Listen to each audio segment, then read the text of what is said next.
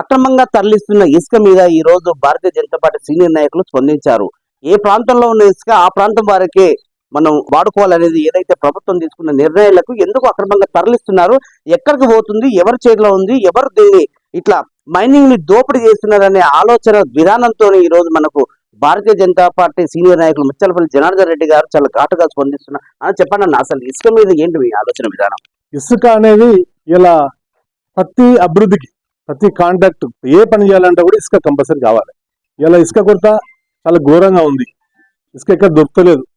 ఎవరైనా చిన్న కంపౌండ్ వాళ్ళు పెట్టుకోవాలన్నా, సీసీ రోడ్ వేయాలన్నా, ఇల్లు ప్రహారీ గోడ పెట్టుకోవాలన్నా, బొంద కట్టుకోవాలంటే కూడా ఇలా బాత్రూమ్ కట్టుకోవాలంటే కూడా ఇసుక కంపల్సరీ కావాలి. అయితే ఇసుక ఏదో పాకిస్తాన్ తరలిపోతున్నట్టు, ఆఫ్ఘనిస్తాన్ తరలిపోతున్నట్టుగా దాని మీద ఒక నిఘా పెట్టి పోలీసు అండ్ రెవెన్యూ ఈ రెండు కూడా కక్ష కట్టి ఇసుక రవాణాను అడ్డుకుంటున్నారు. లీగల్ గా ఎక్కడ దొరుకుతుంది ఇసుక చెప్పాలి, డంపింగ్ యార్డ్ పెట్టాలి. మన పక్క మండలైనటువంటి మిర్జిల్ నుంచి వేల లారీలు టిప్పర్ల ద్వారా అక్రమంగా తరలిపోతా ఉంది.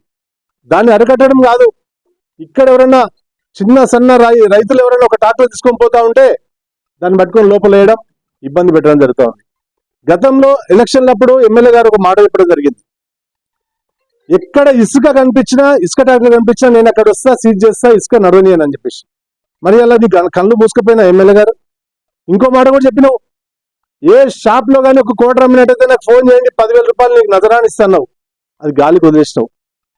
మొన్నైతే లాస్ట్ టైం అయితే ఒకసారి చెప్పినావు, గవర్నమెంట్ వాగ్దానం ఇచ్చింది తులం బంగారే కానీ మాతోటి కాదని చెప్పినావు. ఈ కానీ వదిలేయి, మీరు తోటి ఏవి కావు. కానీ ఇసుక మీద స్పందించాలి. ఇసుక మన ప్రాంతం నుంచి తరలిపోయేది అరికట్టాలి. ఊరుకొండ మండలిలో ఒక డంపింగ్ యార్డ్ పెట్టండి, మిర్జిల్లో ఒక డంపింగ్ యార్డ్ పెట్టండి, జడ్చల్లో ఒక డంపింగ్ యార్డ్ పెట్టండి. బెనిఫిషియర్లకు ఇబ్బంది కాకుండా రాయల్టీ కట్టి తీసుకుపోయే అవకాశం కల్పించండి. ఇది మీరు ఇసుక మీద దృష్టి పెట్టకపోతే అభివృద్ధి శూన్యమని చెప్పేసి తెలియజేస్తాం. ఇప్పటికే రైతులు పలుసార్లు ప్రభుత్వాలన్నీ కూడా వాళ్ళు కలెక్టర్ గారు కూడా వినతి పత్రాలు ఇచ్చే ప్రయత్నం చేశారు. ఏంటంటే ఇసుక ఒక దానికి లిమిట్ ఉంటుంది. భూగర్భ జలాలన్నీ అంతరించిపోవడానికి ప్రధానంగా ఎంత మైనింగ్ చేయాలి అంతే చేయాలి, అంతకు మించి తోడేస్తే రైతులకు ఇబ్బందికరంగా ఉంటుందని రైతులు పలుసార్లు కూడా అధికారులకు దృష్టికి తీసుకెళ్ళిన కూడా నియంత్రణ చేయలేకపోతున్నారు. మీలాంటి నాయకులు కూడా ఎక్కడ స్పందించలేకపోయారు. ఫస్ట్ టైం గా ఎట్లా చెప్తారన్న ఈ ప్రాంతానికి? ఇసుకకు ఆల్టర్నేట్ గా ఇలా రోబో శాండ్ వచ్చింది, ఆ ప్లాంట్లు పెట్టండి. శాండ్ తీసే గ్రౌండ్ వాటర్ పడిపోతుంది, వాటర్ చట్టం ప్రాబ్లం అవుతుంది అన్నప్పుడు ఆల్టర్నేటివ్ ఎంతో అభివృద్ధి చేస్తారు. ఇలా హైదరాబాద్ లో మెట్రో పిల్లర్స్ కానీ, దుబాయ్లో కానీ ఎక్కడ అభివృద్ధి చూసినట్టయితే రోబో శాండ్ తయారు చేస్తా ఉన్నారు, రాక్ శాండ్ తయారు చేస్తా ఉన్నారు. ఇక్కడ ఈ ఇసుక దొరకదు, రాక్ శాండ్ దొరకదు, అభివృద్ధి కాదు. ఇలా మైనింగ్ వ్యవహారం గురించి ఒక నిమిషం చెప్తాం మీకు, వినండి. మైనింగ్ అనేది మనకు ఒక రెవెన్యూ. ఎక్సైజ్ లో వచ్చే రెవెన్యూ కంటే డబల్ త్రిబుల్ ఉంటుంది మైనింగ్ మీద. ఇవాళ మన ప్రాంతంలో శాండ్ ఉంది, స్టోన్ మెటల్ ఉంది, ఫెల్స్పర్ అండ్ క్వార్ట్జ్ ఉంది, మొరం ఉంది. ఇలా ఒక బేస్మెంట్ కట్టుకోవాలంటే మొరం కావాలి. మొరంకి ఇక్కడ పర్మిషన్ ఉండదు. పర్మిషన్ అడిగితే కలెక్టర్, ఎంఆర్ఓ పోతే కలెక్టర్ ఉంటాడు, కలెక్టర్ పోతే మైనింగ్ రాస్తారు, మైనింగ్ పోతే ఇట్లా ఇవ్వడం కుదరదు. అక్రమంగా ఎక్కడైనా 4 ట్రాక్టర్లు తీసుకోకపోతామంటే పోలీసులు వచ్చి లోపల పెడతాం.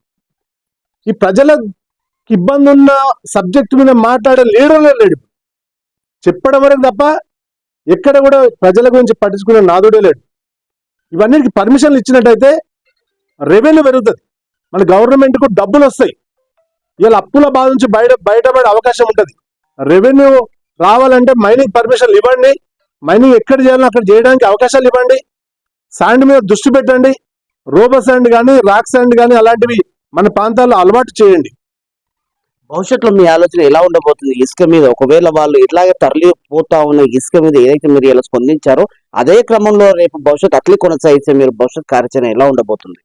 ఈరోజు ఇసుక గురించి పర్మిషన్ కు అడుగుతాం, కాదంటే రాస్తారోక చేయడమా, ఎంఆర్ఓ ఆఫీస్ లో ధర్నా చేయడమా రేపు ఎల్లుండి స్టార్ట్ చేస్తాం.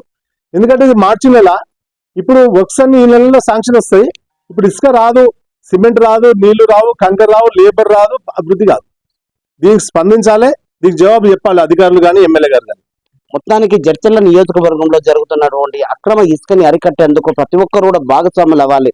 ఎందుకంటే రైతులు బాగుండాలంటే భూగర్భ జిల్లాలో వాటర్ ఉండాలి. అలాంటి వాటర్ రాకుండా ఏదైతే ఇసుకని మైనింగ్ చేస్తున్నారో అలాంటి వాళ్ళని అరికట్టేందుకు ఈ రోజు రైతుల వైపున, రైతుల పక్షాన నేను మాట్లాడే సందర్భం వచ్చింది. సో ప్రతి ఒక్కరు కూడా ఆలోచన చేసి ఇసుకని అరికట్టినట్టయితే ఏదైతే మనం భవిష్యత్ తరాలకు మంచిగా భూగర్భ జలాలనే వాళ్ళకి ఇంకొంచెం ముందుకు తీసుకెళ్లే ఆలోచనతోనే ఈ రోజు భారతీయ జనతా పార్టీ సీనియర్ నాయకులు ముచ్చలపల్లి జనార్దన్ రెడ్డి గారు ఈ మైనింగ్ మీద చాలా ఘాటుగా స్పందించారు. చూస్తూనే ఉండండి మీటింగ్ నుంచి నేను మీ ప్రసాద్.